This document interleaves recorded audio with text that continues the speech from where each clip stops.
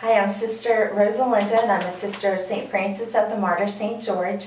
I have been a sister now for 21 years, and I wanted to be a sister actually from the time I was a little girl when I was in 2nd grade.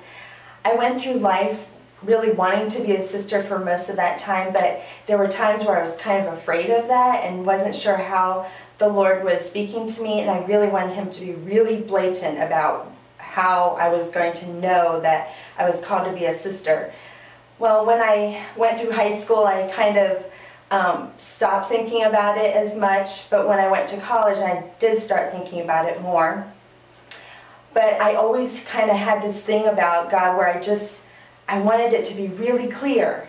So I had my own agenda, and I went on a retreat, and the theme of the retreat was the wedding feast of Cana, and it was to do whatever He tells you, that part of the scripture. So I really started thinking about that more, and I realized that I really had not been really truly wanting to do what God's will is in my life. So I actually got to that point where I was like, Lord, I really do want to do whatever you tell me, in the timetable that you want to tell me, and how you want that to happen. So I found a lot of peace in that.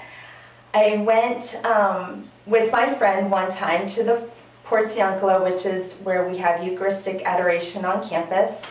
And when I was there, I really felt like the Lord was speaking to my heart. And it wasn't an audible voice or anything, but He said, will you give your life to me? I was like, yeah, sure, everyone should give their life to God.